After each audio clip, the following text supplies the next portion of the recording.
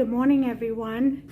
Welcome to Creative Cooking in Ani's Kitchen. I'm not cooking today. This is my 11th episode of my journey with ESRD, which is end-stage renal disease. This is my last day at the in-clinic treatment, in-house treatment, which means that I will now, after today, I'll be going to, usually I go back there into the clinic with a bunch of other people where they have a whole bunch of chairs and machines.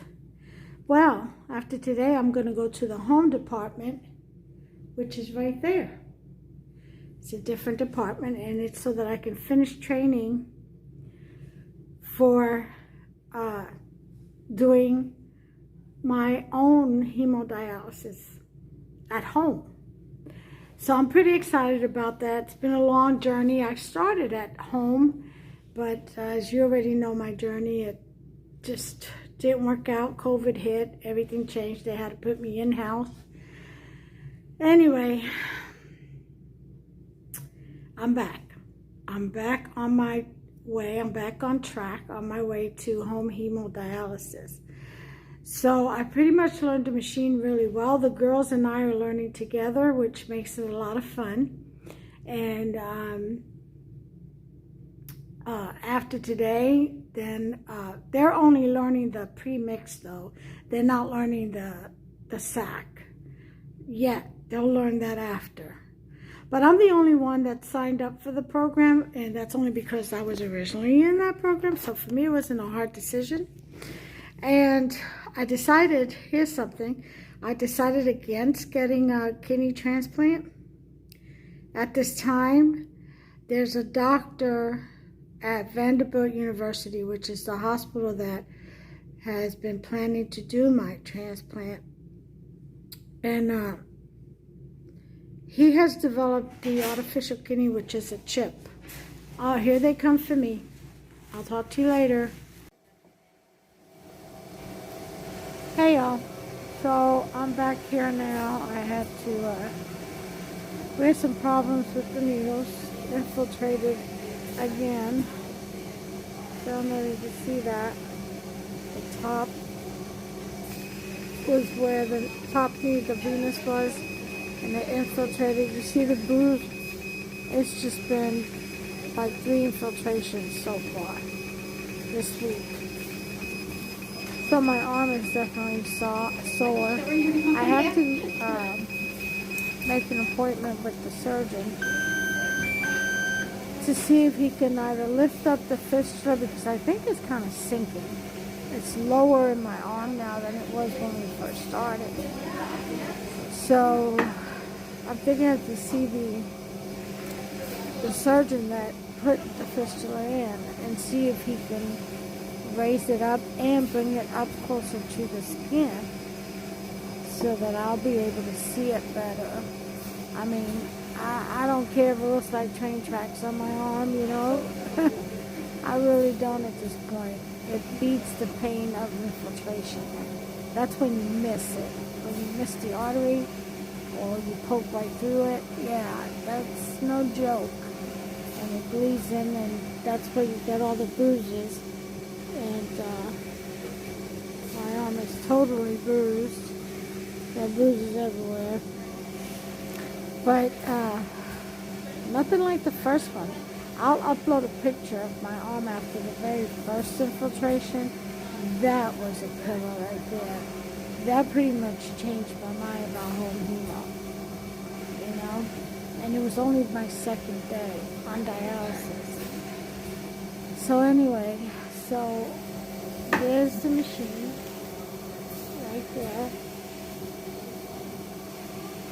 That's called the next stage 1,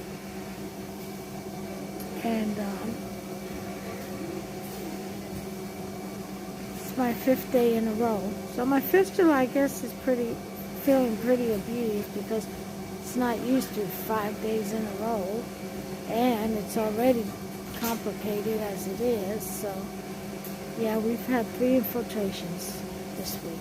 So Not major ones, so not like that very first one. Like I said, I'm gonna, the picture of that first one of my arm after that first infiltration, it'll follow the end of this video, so you'll be able to see. So anyway, I've got my surgery scheduled for Tuesday. It wasn't Thursday, it was Tuesday of next week, which is the 16th. And which me at 11 o'clock, and I'll be bringing you all with me. And so today, after I leave dialysis, Huff's just gonna get off work early. We gotta go get the brain swirl done. That's the COVID test. I call it a brain swirl. So pre-surgery requirement. So if I don't get it done, I can't get my surgery done. And I need this tube taken out. So this will be my 6th brain swirl so far. Yep. And so I've got that this afternoon. I'll bring you all with me. But anyway, I'm all settled in. I'm running. This is my arm guard. I use it to keep my hands warm because it gets cold in here. Even though, let me show you something. You see that top bag is sitting on that black box? That black box is a warmer. And it warms up that bag, and that's the dialysate.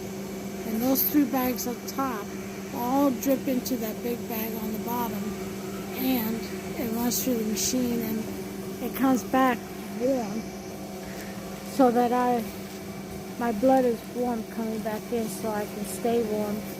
So that's a nice touch, isn't it? The only thing with that bag, or with that thing, is that when that bag starts getting low, you got to turn that warmer down. Otherwise, you're going to do some hot blood back. And, it makes that needle hot. Yeah, you feel the burn inside you. So, you have to, the last half hour to go, I'm on a 3-hour timer. The last half hour, we usually turn it off so that the bag doesn't get, the dialysate doesn't get too hot and it doesn't burn me. I'm telling you, this is funny. And, well, it's not very funny, but you got to find some humor in this. But anyway, so that's what's it for now. I forgot my glasses today.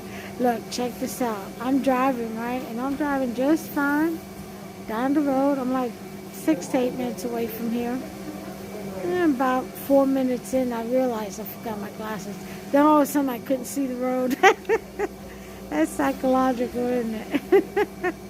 That was funny. All of a sudden, I had trouble seeing. I was fine before I realized I didn't have my glasses on. But I laughed to myself about that. But anyway, I'll see you all later. Hey, everyone. Well, we went to the brain swirl appointment yesterday. And I forgot you can't record there. They tell you to turn your phones off. But anyway, and I got the results back the same evening, yesterday evening, which of course is negative. But that was pretty quick. I mean, it used to take up to 5 days. I don't know. Something's fishy there. But anyway, so I've done that.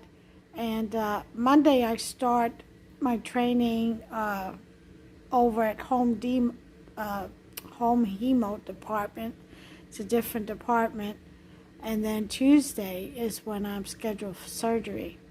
So, to remove the peritoneal catheter. But they've infiltrated my arm again. So I had 3 infiltrations last week. Yeah. So I'm up to 22. So I'm thinking I'm going to have to make an appointment with the surgeon who placed it and see if he can help me out. Either lift it up, kind of like, what's the word I'm looking for? Prop it up. Or balloon it so it expands even more and it's easier to it's accessible, you know, without these infiltrations, because I'm telling you what, they're no joke. I'm going to post the pictures of the very first infiltration. That was the worst one, and you can tell by the bruising. It was the whole upper arm, pretty much. And the other ones are small infiltrations, but they still bruise and they lump up. And they hurt. You know, it's no joke. It hurts. When it's infiltrating, it hurts until they get that needle out. You know, undescribable pain. But anyway, I'm going to post the 2 pictures.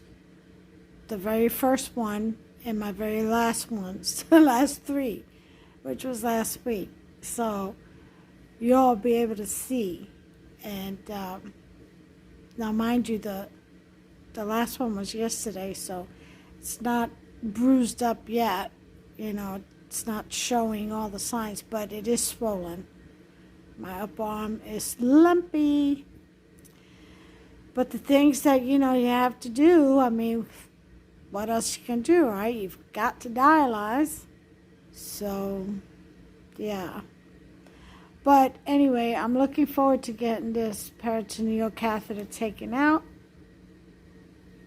And I'm also looking forward to finishing my training and getting home with my dialysis.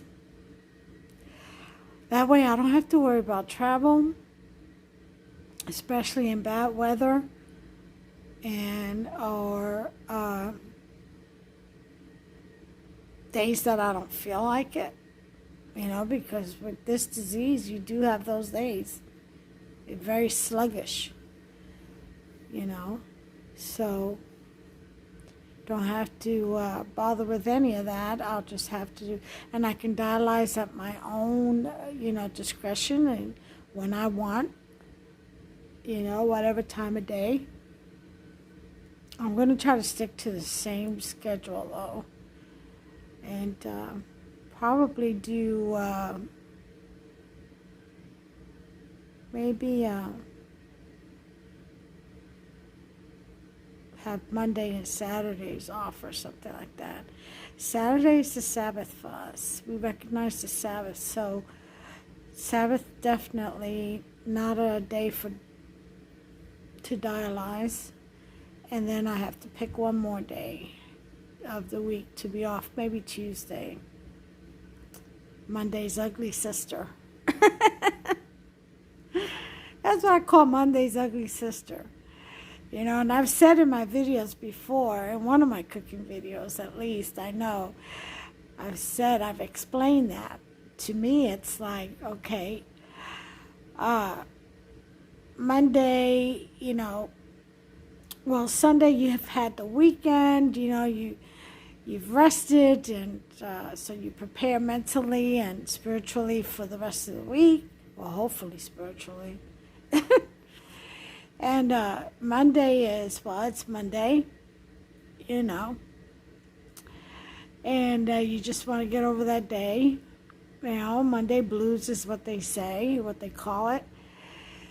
Wednesday is hump day, middle of the week. Thursday for some is payday, but everyone's looking forward to Friday. The weekend's almost here, so everyone starts to be, you know, is becoming jovial, you know, in their character and their spirit. And then Friday's self-explanatory. For a lot of people, it's payday, and the weekend's coming up. So you're just happy to get through your day. And the weekend is self-explanatory. What about Tuesday? Tuesday is Monday's ugly sister. It's like, what purpose do you have other than to piss us off by being an extra day of the week? But anyway, that's just something we used to joke around with at work. But I'm going to post those pictures and at the end of this video, so you'll see the infiltrations. And believe me, those bruises signify the pain. It really does. It captures the pain. I'm not going to end this video here. I'm going to wait for Tuesday, the surgery, and and go ahead and post that as well on here. And that'll be my 11th episode with this disease for you all. And I'm looking forward to showing you the demonstration of how I'm going to set up my machine and all that. I'm looking forward to capturing that on video for you all. For any of those who are just starting out on their journey with renal disease, just for preparation, just to, so you all have some information, because I had none, which is the purpose of my videos. I had no info, and when you have no info, you don't know what to look for, what to search for, really, because there's so many different categories to this disease, that's really unexpected. It just kind of appears. If I had better information or knew to look for more information, I would have been better prepared. So hopefully these videos will help the next person, which is the purpose for them anyway. But in the meantime, God bless you all. I'll see you in just a minute. I'll bring you back on Tuesday, day of surgery. All right? Maybe even Monday, because Monday I start my treatment in the back, in the other department. So, all right. So see you in a few. Hey everyone. Anyway, it is Monday. I started continued my home dialysis training at the home department today. It went so smooth. It was absolutely beautiful. No hiccups, no infiltrations on my arm. You'll check out the pictures at the end of this video to see what I'm talking about. I've had 22 of these bad boys already. You see my arm all bruised. Look at that. See that? Those things hurt. But anyway, it went really smooth. And I'm looking forward to finishing the training and getting home and doing it myself and feeling better and getting back to the old me. But anyway, what I wanted to let you all know is that tomorrow is surgery day. I have to be there 2 hours before surgery, which would make it 9. But when they called me to confirm today, I told them I may not make it at 9 o'clock exactly. It might be between 9 and 10 because the dialysis center, Beth, she very dedicated, very, very intelligent, very thorough nurse. When I told her about, I really didn't feel comfortable in missing dialysis because I might miss Wednesday. I don't know how I'm going to be after surgery. And I didn't want to miss 2 days in a row because you start feeling lousy. So she decided to be there at 5 a.m. for me as opposed to 9 o'clock. And she's got a full day. She's got classes and all kinds of meetings and stuff scheduled for tomorrow. But she's going to do this for me. Isn't that awesome? I'm telling you, these people really do care, But, and I appreciate them all. I really do. This fistula thing and infiltrations, it's just a poor fistula placement. It has been since the beginning. Just a poor fistula placement. I had to have 2 revisions after the original placement. They had to actually end up putting a balloon in there to open it up. So, something that's supposed to be very rare and happen once in a blue moon, if at all. I've had 22 in 1 year, exactly in 1 year. My 1 year anniversary was March 10th. And I had 3 infiltrations last week. So, hopefully I'm beyond that. I did call and leave a message for my primary care physician to start a referral to see the surgeon again that placed this fistula, so I can go and get an ultrasound done. I want him to mark on my arm where my fistula is, the depth and all that, so that when I go to training, I know how to, for inserting the needles myself, I know where to go. And they say that you feel it when you stick yourself, that you actually feel where the fistula is, and that when you're in, you know, when it's in there, right? But I don't know. I've never done it, so that's just what I hear. I don't know how true that is yet. So, you know, I'm not taking any chances. I'm going to cover my bases as best as I can. You know, as best as the information I've received allows me to seek out. You know, because I tell you what, this journey, you really do learn as you go. There's so many different pitfalls with this disease and treatment, and just, I mean, you can't really fit it all in a book. You really can't. It just, because everyone's different, first of all. Everyone's fluid buildup is different. Everyone has other illnesses that affect this disease different. It's just such a wide range of things that can happen to you, and it can happen to me and not the next person with renal failure. You see what I'm saying? So it's really hard for them to give you all that's expected with this disease. It really is. So you kind of discover things as you go, according to your needs, your specific ailments, you know, as a result of the disease with your body, your particular body, you know, your diet, because all of that plays into it, all of that. So, you know, I can't really fault them. All I can say is it's a journey and share my experience. That way, if it's not covered by your doctor or nurse or anyone, at least you know this part of it by watching my journey. You know that this can possibly be your journey as well if you are diagnosed with renal failure. So that's the reason why I'm doing this, is just awareness, you know. But anyway, so tomorrow's surgery day. I have to be there at 11, like I said. Well, I have to be there by 9. So I told them I may be there between 9 and 10. I can't promise 9 o'clock because I'll be dialyzing for 3 hours, and I have to be out of that clinic by 8:30 because that's when she starts her classes and all the meetings that they're going to have, you know, with the colleagues and stuff. So I have to be there at 5 so I could be out of there by 8:30, and then after that, Hubster will pick me up because he's going in to work for an hour, he's going to drop me off at 5, pick me up, go to work, leave work around 7:30, come pick me up, or 7:45, come pick me up, and from there he's going to drop me off at the hospital. We'll get checked in, I'll get checked in, then he'll leave and go back to work, and then I'll call him when it's done. Hopefully I'll be able to come home the same day. Last time I was not able to.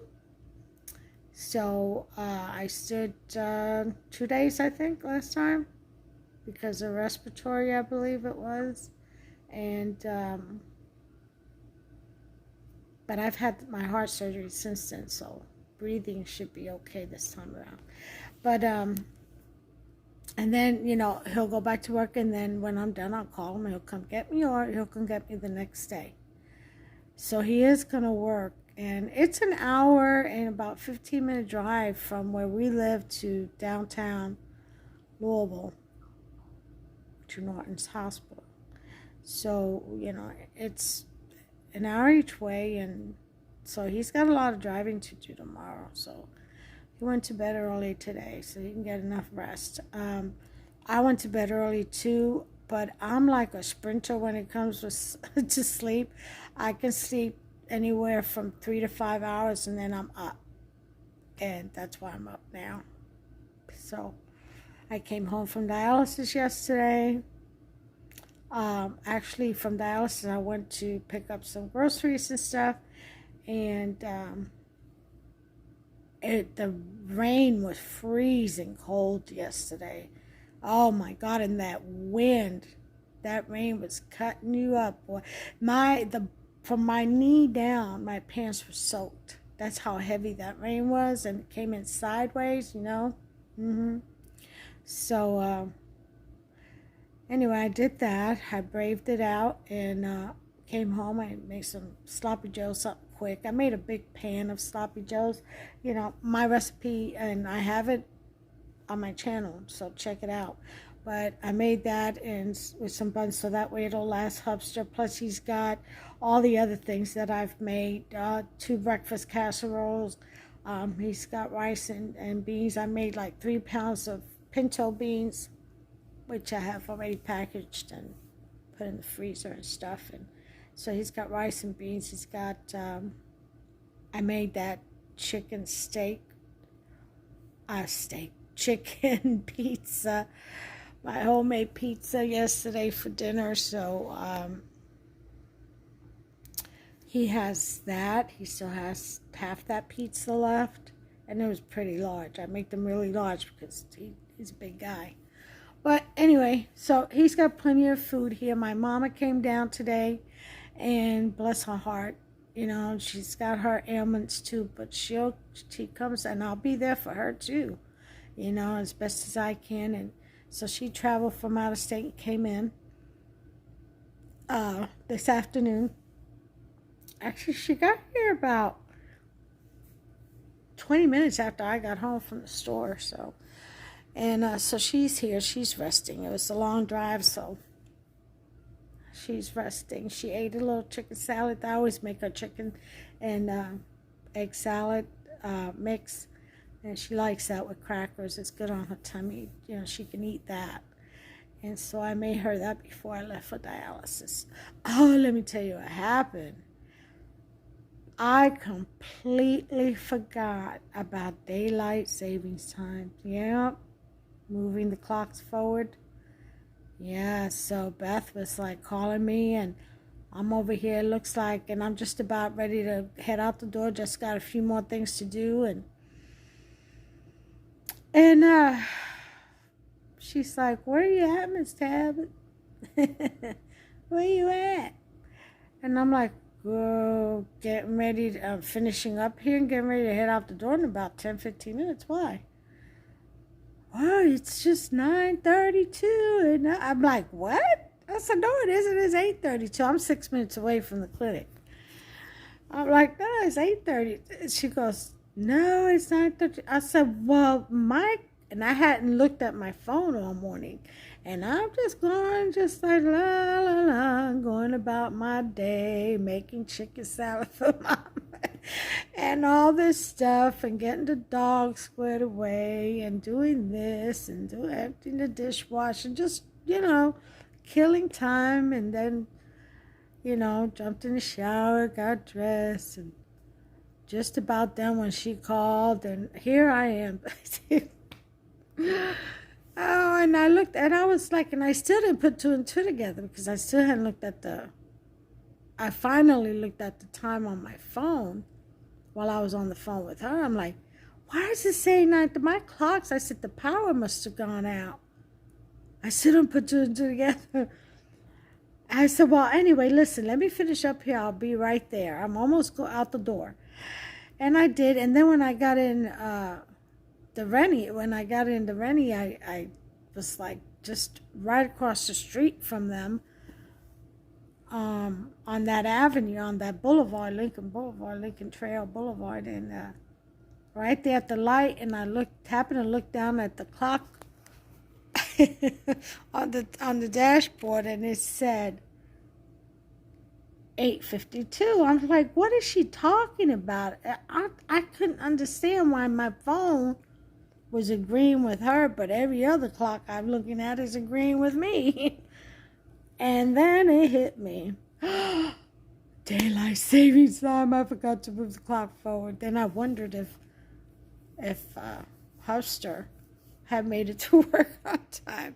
He said he did, but he always leaves very early anyway, like an hour and a half early. He likes to go in there and be, you know, just calmly have his coffee and read news, whatever, you know. He just likes to relax before getting up and doing his all that work. So he wasn't late at all, but I sure was, and I apologized. And Beth was like, that happened to me one time. She said, I was just like, la, la, la, just like you were this morning. She said, I was just la, la, la. And all of a sudden I got a call, and they were like, where are you at? And I'm like, what do you mean? She said, then they told her, clocks moved forward, and she was like, ah! She said she was late too. But it happens. I apologize, though. I hate to keep people waiting. I hate that. I hate being late. I hate to keep people waiting. I like to plan ahead. It's just best that way. Because you forget things and your day never goes right from there forward, and you just feel discombobulated, like just out of place and up in the air, and, but it actually was a smooth day. Beth made it a smooth day, and I appreciate her for that. And she's very mild-mannered, very easy-going, and I like that disposition. I do, especially in nursing. You need that. But anyway, so the dialysis went great, and then she's going to make this exception for me and be there at 5 so we can do dialysis. I'll probably be there at 4:45.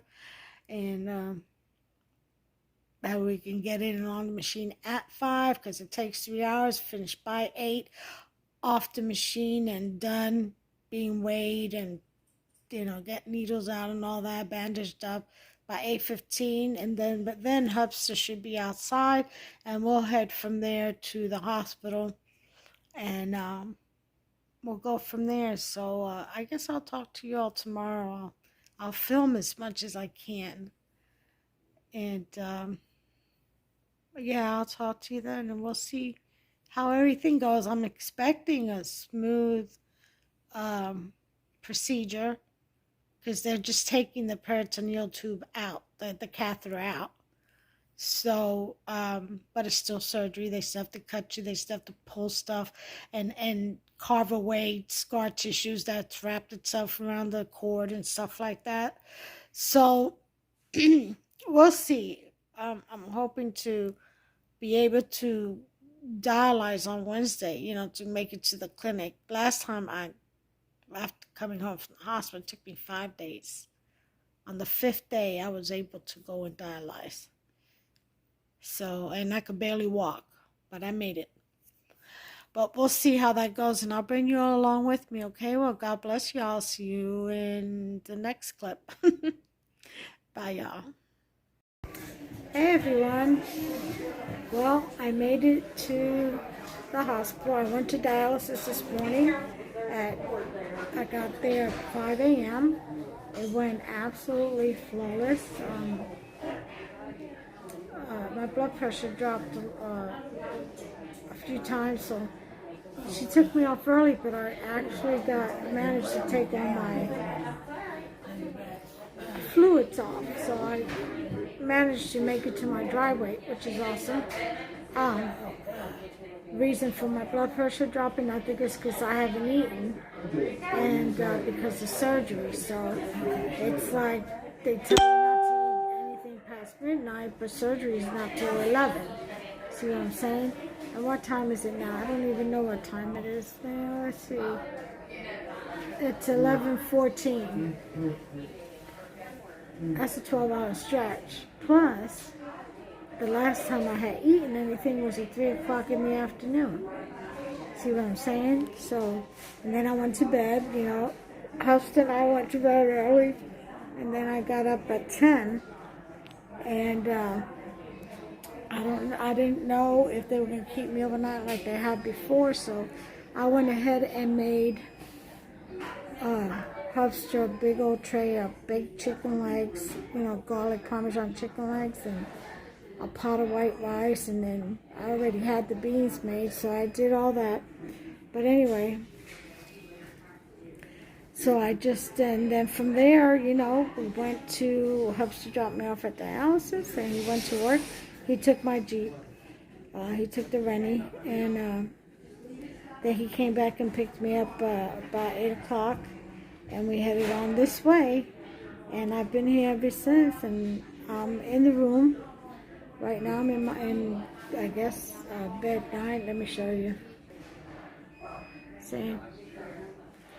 In one of these pre-op waiting rooms, waiting for the nurse. They're going to stick me with the IVs and stuff like that.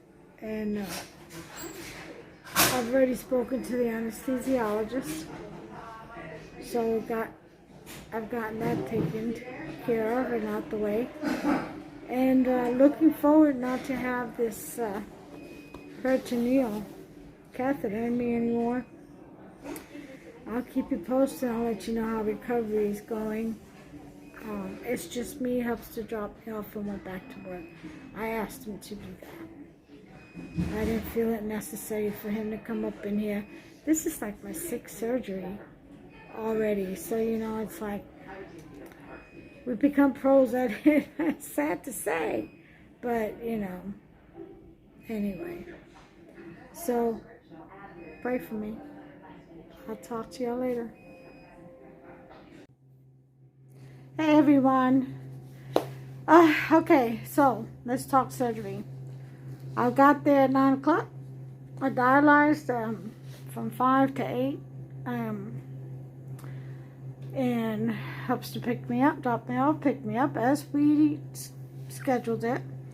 And we got to Norton's Hospital at downtown Louisville at 9 o'clock, registered, went upstairs, went downstairs, got me in my stall, and then it went south.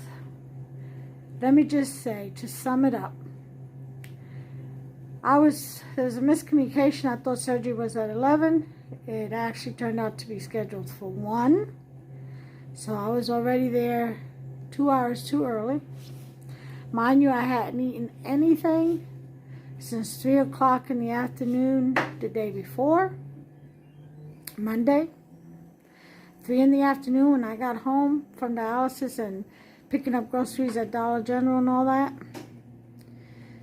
I ate and then I went to bed. I was exhausted. I got up at 10 Monday night and I started doing all the cooking, you know, baking chicken, rice, and all that stuff for hubs that I have, because I didn't know if they were going to admit me. They usually do. Well, so I hadn't had anything to eat since 3 o'clock the day before. Well, surgery was scheduled for 1. They didn't come get me till 3 o'clock. That's right. I was there for 6 hours on that bed. My backbone was killing me. I kept shifting and turning, and then my hip would hurt. It's just laying down too long. And I had the IV, so I didn't want to move around too much. So anyway, they finally got me back there around 3 o'clock. I was done by 10 to 4. 10-minute procedure. But, you know, they do all the prep work and stuff. So as I was waking up, the attending nurse, the post-op attending nurse, tells me, "Oh, do you know you have sleep apnea? Your oxygen level drops when you sleep, when you fall asleep." I said, "Yes, I know." "Have you been tested?" "No, that's on my list of things to do." It's just so much. I have a list, and that's on the list for me to get tested and get a CPAP machine and all that. I just haven't gotten down to that part yet. Anyway, I'm here. This is Thursday. Let me show you. I'm here, and I've set up my machine myself already. On Monday, I was able to pull out my own needles. I did great, I was told. And so today, I'm going to program the machine. So I'm going to catch you later. It's time. Hey, everyone. So I'm home. I got to set up my machine at dialysis. Today, as I was saying, I got to remove my needles again and tape myself up. So it was a really good day. They're saying that I'm picking up really quick, and I probably won't need the whole 5 weeks as fast as I'm learning. I got my iPad today, and I was able to input information on that. I signed in and everything on my own.